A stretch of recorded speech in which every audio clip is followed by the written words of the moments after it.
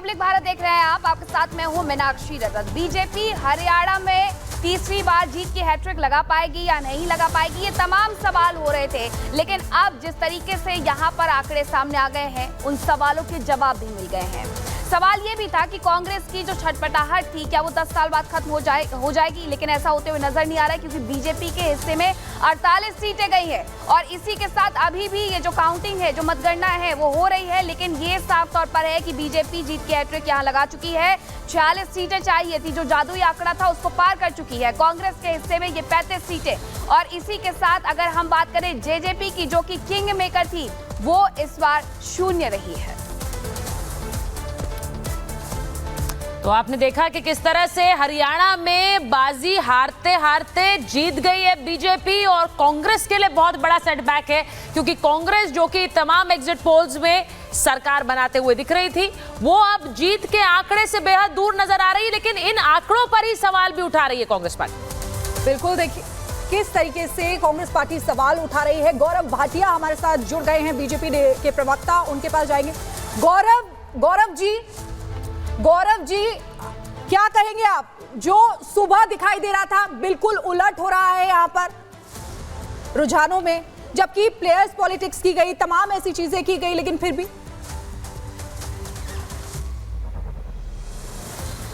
देखिए, सबसे पहले तो मैं हरियाणा और जम्मू और कश्मीर की जनता का आभार व्यक्त करता हूं।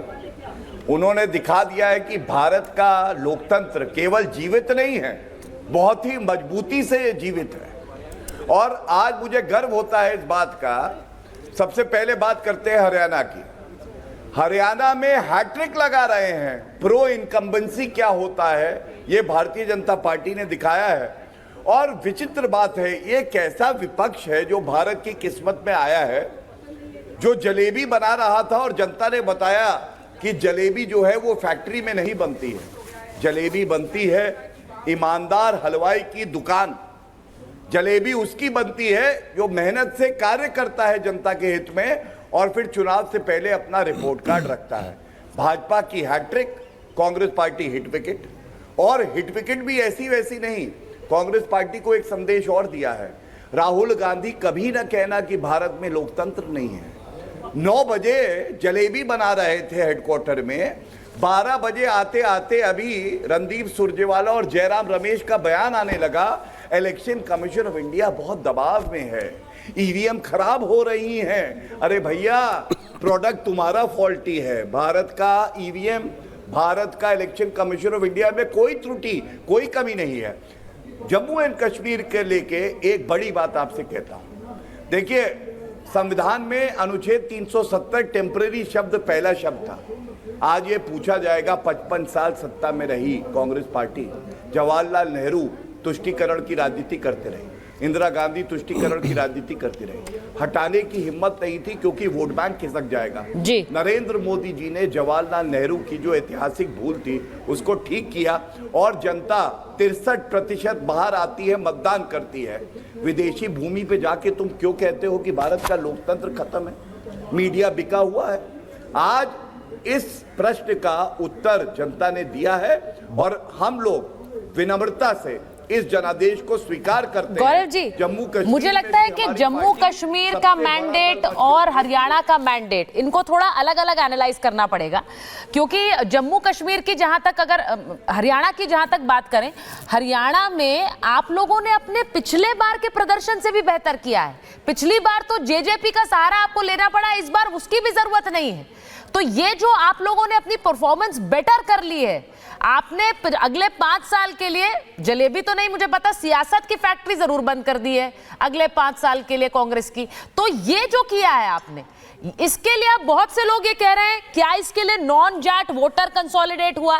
क्या इसके लिए अगले जो पिछले 1 महीने था उसमें जिस तरह से एक आपने रैलियों का एक पूरा अंबार लगा दिया, जिसमें प्रधानमंत्री से लेकर योगी आदित्यनाथ से लेकर सारे स्टार प्रचारक जुट गए, ये कमाल कैसे हुआ है? मैं एक छोटी सी चीज और जोड़ना चाहूंगा। गौरव जी, क्या खट्टर साहब को आपने चुनाव से पहले बदलकर सैनी साहब को लगाया, आपको लगता है इसका फायदा भी हुआ? क्योंकि अगर आप कॉन्फिडेंट थे कि हम मेजॉरिटी के साथ आ रहे हैं तो आपको सीएम चेंज नहीं करते, लेकिन आपने आखिरी टाइम में सैनी साहब को लॉन्च किया। धन्यवाद। मैं दोनों प्रश्नों का उत्तर देता हूं। सबसे पहले तो ये कैसे हुआ, मैं आपको बताता हूं। जब ईमानदारी से आप कार्य करते हैं, तुष्टीकरण की राजनीति नहीं करते, हर मुद्दे का राजनीतिकरण नहीं करते, जब आपकी सोच में विरोधाभास नहीं होता, तो जनता कहती है जाओ आशीर्वाद दिया, प्रो इनकम्बेंसी होता है और इतिहास रचा जाता है। तीसरी बार भारतीय जनता पार्टी आती है। आपने एक बात जो मुझसे पूछी, मैं आज कहना चाहूँगा। कांग्रेस पार्टी बात कर रही थी पहलवान की, जवान की, किसान की और संविधान की। आज ये तो स्पष्ट हो गया, हरियाणा की जनता ने बता दिया कि पहलवान हो, जवान हो, किसान हो, संविधान हो, रक्षक केवल एक है, भारतीय जनता पार्टी, नरेंद्र मोदी जी और नायब सिंह सानी जी। दूसरी तरफ जो आपने कहा कि खट्टर जी को हटाया, नायब सिंह सानी जी आए, ये भारतीय जनता पार्टी एक परिवार है। परिवार में नायब सिंह सानी जी ने मेहनत करी तो खट्टर जी ने भी उतनी ही मेहनत करी। और हम ये राजनीति नहीं करते हैं कि भाई ये इसका वोटर है इसलिए इसको अलग कर दो। हम तो कहते हैं सबका साथ, सबका विश्वास, सबका प्रयास, और उसी राह पे चलते हुए सबको साथ में लेके चला। नरेंद्र मोदी जी के नेतृत्व में ये जीत हुई है। जो 9 बजे कह रहे थे नरेंद्र मोदी जी की ये हार है, वो लोग अब कहीं दिखाई नहीं दे रहे। उनकी लेकिन गौरव भाटिया सूख चुकी है, उनके गले सूख गए हैं वो इलेक्शन कमीशन ऑफ इंडिया के ऑफिस में। गौरव भाटिया जी, आप सीटों में बेशक आगे हैं, लेकिन आप इसे कैसे एनालाइज कर रहे हैं कि कांग्रेस पार्टी जो लगभग 28% वोट था जिसका, वो 40% तक पहुंची है?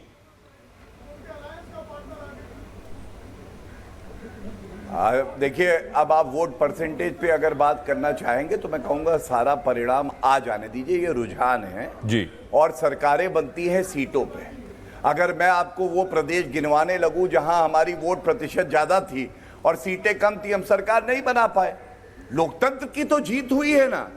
तो आपकी बात अगर आगे बढ़ाऊं तो कांग्रेस पार्टी को कोई हक ही नहीं है कि कहे कि ईवीएम खराब है या इलेक्शन कमीशन ऑफ इंडिया पे दबाव है, क्योंकि उनका वोट प्रतिशत बढ़ गया है। लेकिन जीत हो या हार हो, जनादेश का सम्मान होना चाहिए। जनता की जीत है और भारत का लोकतंत्र बहुत मजबूत है, ये संदेश स्पष्ट चला गया है, जिसके लिए हम सब गौरवान्वित हैं।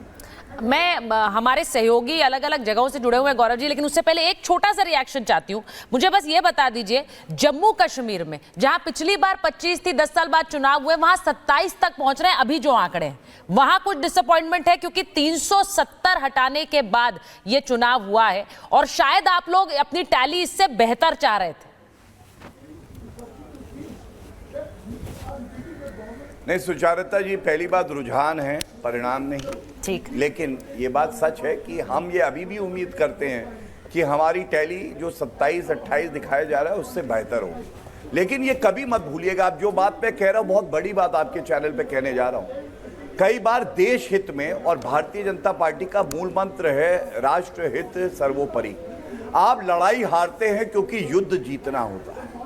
अगर अनुच्छेद 370 को हमने संशोधित करके हटाया तो पिछड़े समाज को आरक्षण मिला। भारत में जश्न था। नरेंद्र मोदी जी ने एक ऐतिहासिक निर्णय लेके ऐतिहासिक भूल का सुधार किया। और क्या ये सही नहीं है? सिंगल लार्जेस्ट पार्टी अभी भी हम हैं। हम उम्मीद करते हैं आगे और ये आंकड़ा बढ़ेगा। क्या ये सत्य नहीं है? पिछली बार से हमारी सीटें बढ़ गई हैं और खासकर जम्मू में, जिसके साथ सौतेला व्यवहार करती थी जो सरकारें थी पूर्व में, अब हमने दिखाया है कि चाहे कश्मीर हो, चाहे वो जम्मू हो, चाहे लद्दाख हो, सबका विकास होगा। यहां अनदेखी किसी के नहीं होगी, कोई पीछे नहीं छूटेगा हमारा भाई बहन। ये जो मूल मंत्र है, जनता इसीलिए आशीर्वाद दे रही है। गौरव जी, लेकिन जम्मू में जो आप एक्सपेक्ट कर रहे थे 43 में लगभग 35 सीटें कम से कम, आपको लग रहा है उस एक्सपेक्टेशन से नीचे रह गए आप?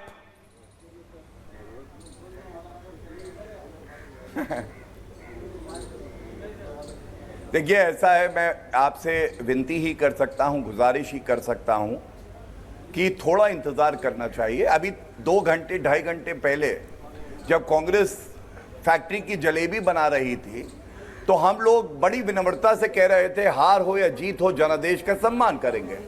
अभी बहुत समय बाकी है। शाम को हो सकता है कि आप अगर मेरे साथ हो तो मैं आपको जलेबी और लड्डू दोनों खिलाऊंगा। थोड़ा इंतजार करिए। हमें ये पूरी तरह से आशा है कि केवल जम्मू में नहीं, कश्मीर में भी हमारा प्रदर्शन और बेहतर होगा। चलिए, ये आपने जो बड़ी बात कही है, जो टेक अवे आपकी बातों से ले रही हूं गौरव जी कि कभी कभी लड़ाई हारनी पड़ती है क्योंकि युद्ध जीतना पड़ता है। I think that is the best line. Thank you so much. मुझे लगता है ग्राउंड में अभी थोड़ी देर बाद नतीजे, ये जो रुझान है नतीजों में तब्दील हो जाएंगे। हम उनका इंतजार कर रहे हैं। सीधे चलेंगे पुनीता के पास। पुनीता, जरा बताइए, वहां पर तो सीएम साहब के आने से पहले जश्न शुरू हो चुका है और लोगों में एक तरह का एक्साइटमेंट है कि भाई सैनी साहब फिर से मुख्यमंत्री बनेंगे। रोड शो भी निकालने वाले हैं। ठीक है, पुनीता हमें सुन नहीं पा रही। काजल के पास चलते हैं। काजल, आपने तो अपने सामने माहौल बदलता हुआ देख लिया। सुबह पगड़ियां आ रही थी भूपिंदर सिंह हुड्डा के सर पर ताज बनाने के लिए, और अब वहां पर माहौल थोड़ा बदला हुआ है। अभी भी उम्मीद कर रहे हैं लोग। क्या कह रहे हैं वहां पर? जी बिल्कुल, मैं लोगों से बात करूंगी क्योंकि माहौल तो पूरी तरह से यहाँ पर बदला हुआ है। जिस तरीके से सुबह जश्न मनाया जा रहा था हुड्डा के आवास पर, उस तरीके से आप देख सकती हैं कि ये कार्यालय है कांग्रेस का, जहाँ पर लोग स्क्रीन पर अभी भी इस इंतजार में बैठे हुए हैं कि शायद ये आंकड़े थोड़े बदले या फिर जो रुझान है वो थोड़ा बहुत चेंज हो जाए, और इस उम्मीद में अभी भी लोग बैठे हैं। लेकिन लोगों से बात करेंगे, क्या कहेंगे, क्योंकि आप पूरी तरह से बीजेपी यहाँ पर जीतती हुई दिख रही है। बीजेपी ने धोखा किया है। धोखा दिया है? कैसा धोखा किया? मशीनों में बिल्कुल किया। देखिए, ये आम बात है कि जब कहीं पर ऑपोजिशन की सरकार बनती है तो वहाँ पर ईवीएम खराब नहीं होता, लेकिन अब ईवीएम को भी कहीं ना कहीं यहाँ पर गुनहगार या फिर जिम्मेदार ठहराया जा रहा है। लोग अब ये कहना शुरू कर चुके हैं कि ईवीएम में खराबी हुई है, बीजेपी ने धोखा दिया है। क्या कहेंगे, क्योंकि अब तो बीजेपी की सरकार बन रही है तीसरी बार हरियाणा? नहीं बन रही, नहीं बनेगी। अभी भी उम्मीद है आप? कांग्रेस की सरकार बनेगी, शाम तक देख लियो। लेकिन अब तो रुझानों में भी ये साफ हो चुका है। ये रुझान गलत है बिल्कुल। क्या लग रहा है? तो कार्यकर्ताओं ने उम्मीद का दामन पकड़ रखा है कि शायद अभी कुछ इधर उधर होगा और शायद जो है सरकार बनेगी। दूर दूर से आए लोग हैं, बहुत उम्मीद के साथ आए थे और शायद शुरुआती रुझान देखकर पहुंचे होंगे रोहतक। बिल्कुल, और मुझे लग रहा है कि जो सुबह माहौल था वो भी अब बदला हुआ नजर आ रहा है। दोनों ही जगह पर हालात बदले हुए नजर आ रहे हैं, जज्बात भी बदले हुए नजर आ रहे हैं। ग्राउंड पर हमारी एक बहुत बड़ी टीम मौजूद है, वापस लौटेंगे, लेकिन नतीजों पर नजर बनी रहेगी। यहां रुकेंगे छोटे से ब्रेक के लिए।